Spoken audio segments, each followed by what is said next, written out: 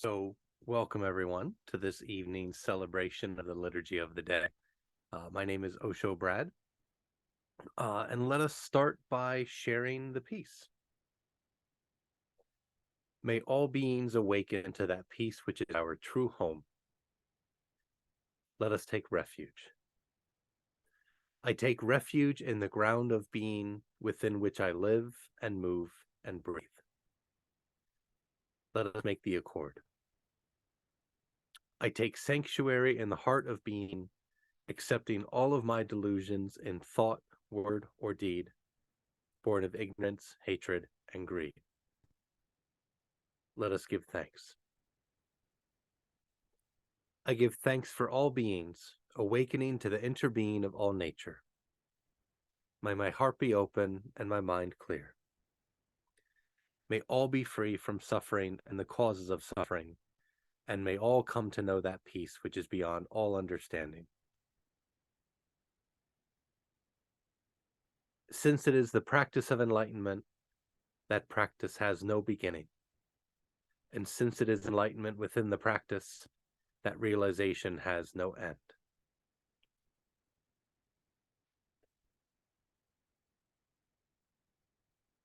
I wanted to take some time this evening to share some excerpts and thoughts from a little book called the Shin Shin Ming. Literally a very little book. It's very tiny. I think it's the smallest book in my collection here that I own. And the Shin Shin Ming is attributed to an author, Sengsan, or Sozan in Japanese. And pardon me.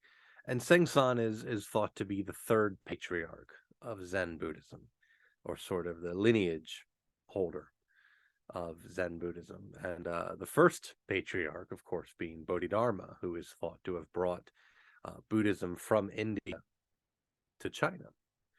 And I've always really enjoyed Chinese Buddhist writings because Taoism, which is an old Chinese philosophy, it brought me to Buddhism, right? And so Chinese Buddhist writings, which is true for writings in any culture, sort of incorporate a lot of local ideas. And so there is a lot of Taoist thought and words and images in Chinese Buddhism. And so I've always really enjoyed writings like this. And I encountered Sengsan in seminary. And I was like, ooh, I really like the way this guy is writing. And so I picked up this little book called the Sensei Ming, which is translated as Faith and Mind, or verses on faith mind, faith-mind.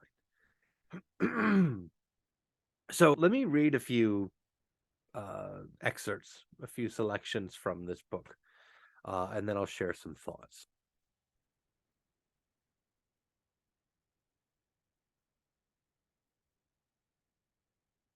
The great way is not difficult for those not attached to preferences.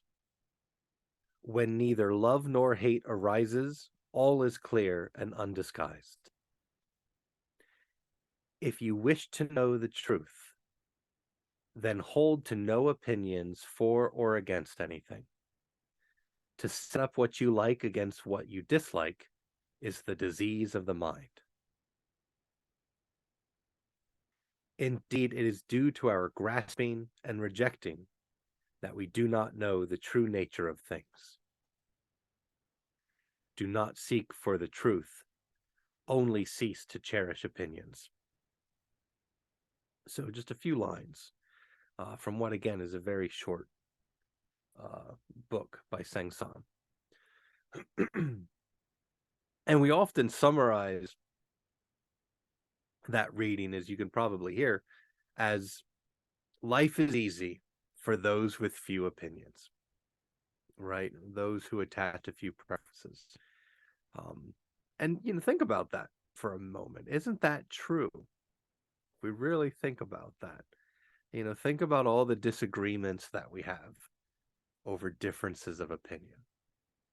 I like the Eagles. Someone else It likes the Chiefs, right? In the right context, like the upcoming Super Bowl, we may get very vocal about these different opinions. Um, maybe you're planning a wedding and someone says, well, we should invite these people to the wedding. And you're like, no, we should invite these people instead. Difference of opinion can lead to some arguments. This politician is good for the country. No, they're ruining the country.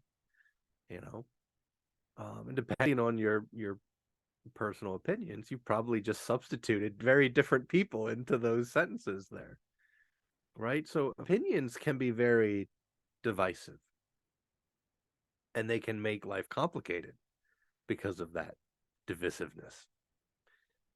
Because when we have a very strong opinion, we often feel compelled to share it, right? Especially when that opinion is based in a very strong conviction, and when we encounter someone with a different opinion, we can feel very compelled to share those. And strong opinions also, and we talked about being offended a few weeks ago, strong opinions can also leave us open to being offended. I often use the example of strong opinions is like being in a big suit made of balloons, and we carry around with us, and the bigger the balloons, the more opinions we have, the bigger the balloons, right? And life is just a briar patch, waiting for us to walk into it and make a lot of noise every time one of our opinions bumps up against something contradictory, pow, boom, all over the place. And here's the thing, though. In a conventional sense, opinions can serve a purpose, a really important purpose, right? We've all had, in a mundane way, we've all had conversations with people where we're like, well, what do you want for dinner? Where do you want to go out to eat? And they're like, oh, I don't care. Anything's good. Whether it's going on a date with someone or with your spouse, or a kid who can't make up their mind, and you're just like, boy, an opinion would really serve us well right now. We could just go, we get something to eat. And opinions can help us express what we like, right? What's worked well for us in the past, what hasn't worked well for us in the past. It's essentially what we believe to be true. And beliefs, in our teachings, we talk about the cycle of causal origination, that we have beliefs, and beliefs in certain contexts will give rise to thoughts, which lead to emotions, which drive words and actions. And it's a cycle, right? So our opinions are like our beliefs. And so knowing our opinions, knowing our preferences, is akin in some ways to knowing ourselves, our conventional selves. And I use the word conventional because opinions or beliefs are very subjective, right? What may feel true for me may not feel true for you. What may feel true for you may not feel true for anyone else. And that's where opinions can get us into trouble, right? Because now what's a belief for me needs to be a belief for you. And we may fight over it, or I may judge you over it, right? And the things that separate us from other people by way of, conflict or judgment, I think that's, those things are detrimental to our practice. And I think that's what Seng-san was getting at, right? Reality is all one thing, all one perfect thing. The true self, our Bodhidharma, the Tao, or the way, all different words for the same thing, right? But opinions, and having lots of opinions, can make us believe that reality is not all one thing, that it's cut into a bunch of little tiny pieces, some of which are right and good, some of which are wrong and bad, and we convince ourselves that we know which is which, and we can help other people sort that out. And this is actually a lesson that I learned in seminary. I kind of felt like, oh, I'm going to learn the right opinions about things. I'm going to become a priest, and when I become a priest, I'll know what's right and what's wrong. I'll be able to help people, you know, especially those who are suffering. You know, the world can get a little crazy. I wanted to be a guide in a crazy world and have the right things to say. Um, because I wanted to be a voice of calm and reason. And I assumed that that meant expressing the right opinions. You know, here's what's right, here's what's wrong. Very simple, black and white, cut and dry. So as I studied, I tried to force Sensei Tony to kind of give me those right words. You know, what do I say in this situation if someone says, you know, such and such a thing to me? How do I respond to that? But I could never really pin him down, and I wondered to myself, like, boy, why is he being so evasive? Uh, you know, surely there's some sutra or teaching that I can bring into every situation that's just right, right? Especially if I give a specific situation, like, what do I say here?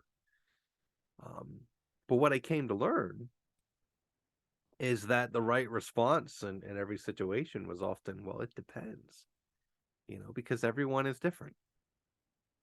And there are rarely any words that will work for everyone, especially when it comes to opinions. You know, at the center of a lot of hot button topics that we all encounter on a daily basis. You know, the center of a lot of arguments. What about abortion? What about gun laws? What about proper policing? A lot of opinions, a lot of conflicting opinions on those. And as a Buddhist, if someone comes to me and they're angry or they're hurting, maybe even in the context of one of those topics, and I'm someone as a Buddhist and as a priest who's resolved to reduce suffering in myself and in other people, you know, the thing for me to do in that situation is not to say, oh, here's my opinion and you should just believe this and things will be fine, right? Because beliefs can run very deep. And there's likely a very good reason that they have a certain opinion. And me just telling them that they're wrong and that they need to adopt my opinion, at best is going to just bounce off of them. And at worst is, you know, could really upset them and increase their suffering. So my goal, and I think the goal for all of us as we practice, is to meet folks from a place of oneness, right? Their journey may be very different from mine, but we're both on this journey. We have that in common. We both want to be happy. We both want to be safe. We both want to suffer less. And we don't reduce suffering by increasing separation, by forcing our opinions on other people. And while I do believe that Sang-san is right, that life is easier for those not attached to preferences, I also recognize that opinions are a normal thing to have, right? But that doesn't mean that I need to thrust them on other people and that that's the right thing to do. For example, if someone comes to me and says, you know, man, I saw a news story. I'm really upset about this. I think we need to just deport every immigrant from this country. Right. Now, I have a different opinion from the person. Going into my opinion, probably not going to help them feel less angry. They'll likely just walk away. What do you know? But instead, I can try to understand their opinion instead of forcing mine on them. So tell me more about that. You say you think we should deport immigrants from this country. Tell me about that. Why do you think that is? Why do you think that will help? And we may have a conversation then. And they may, you know, touch on some things that they're afraid of. You know, they may touch on a fear of losing their job to someone who came here from another country. They may, relate a story of being afraid of crime,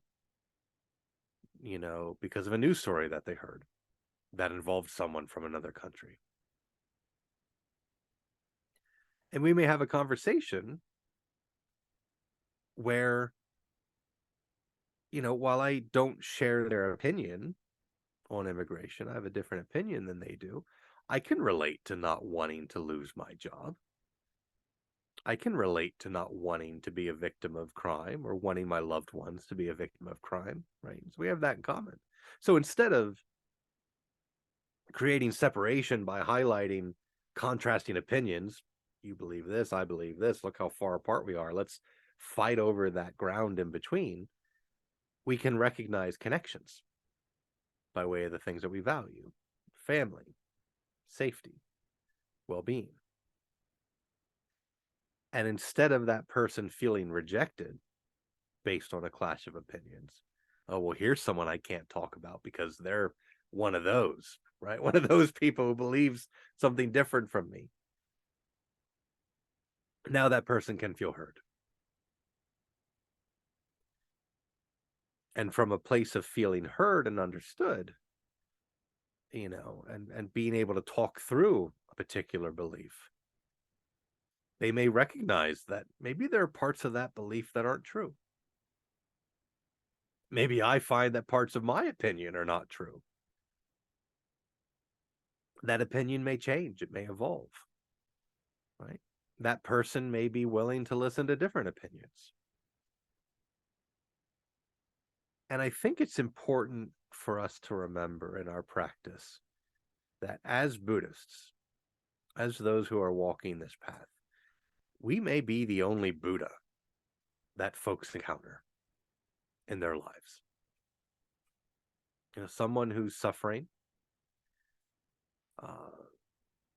may be used to people fighting with them, telling them that they're wrong.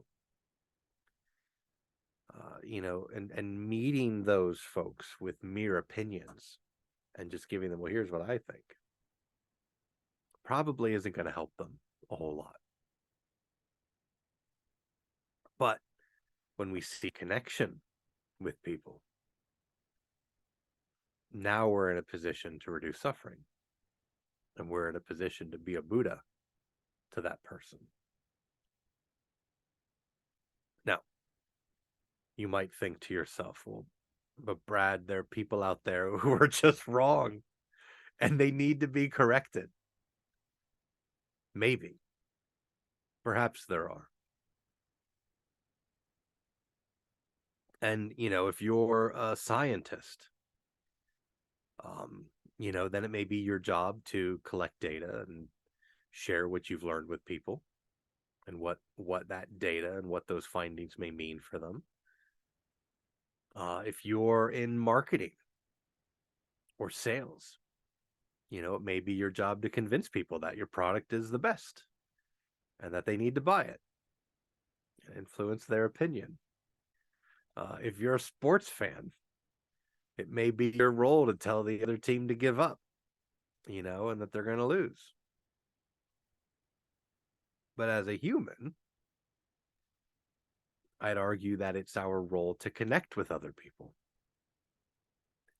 not to reject them, not to try to convince them that they're wrong and that we're right.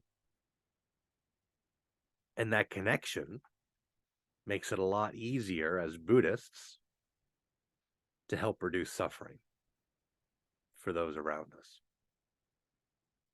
Much more so than insisting on our opinions.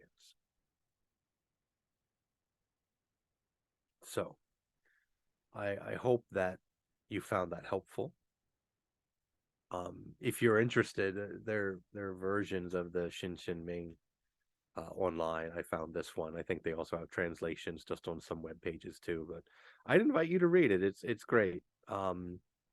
Especially if you're someone like me who likes Taoist writings and things like that. I keep thinking to myself, I may do a series of talks on some Taoist writings. So we'll see. maybe someday. Um, but I hope you found that helpful.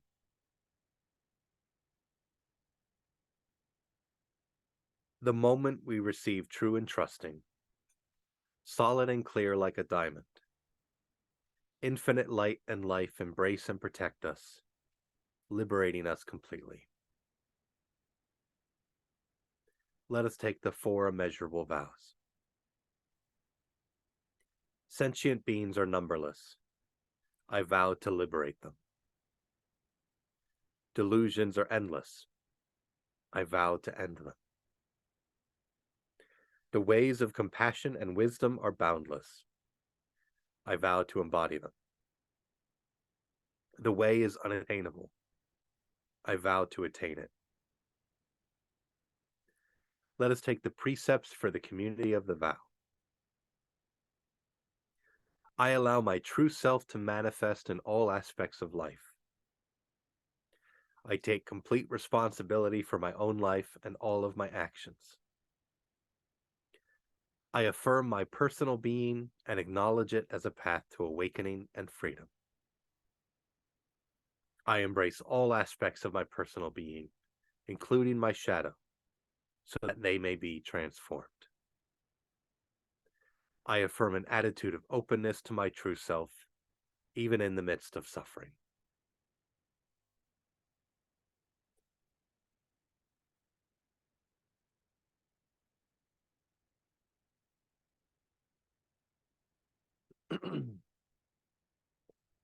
So, I would like to spend some time, a brief period of chanting, and would invite you to light incense at your centering space or your personal altar. We'll chant the Nembutsu, which is Namu Amida Butsu. Between each chant, I will hit the Mokuyo, the fish drum. And after we finish, I will ring a bell, and that will start a period of silent reflection and abiding. And we'll sit for a few moments, and then I'll ring the bell again to bring us back, and then we'll close.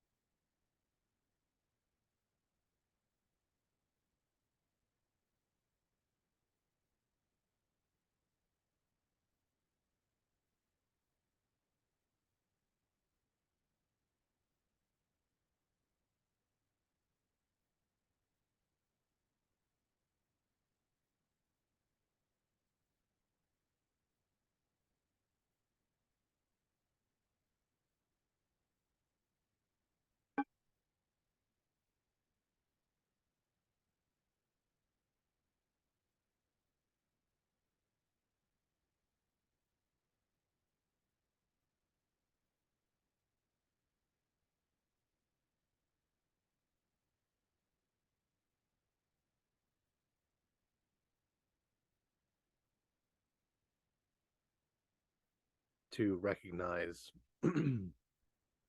our connection to those who practice all over the world, to those who've come before, and to those who will come after us.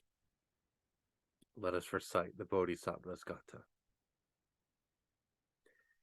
We dedicate this practice to the welfare of all beings throughout space and time. May it always be so.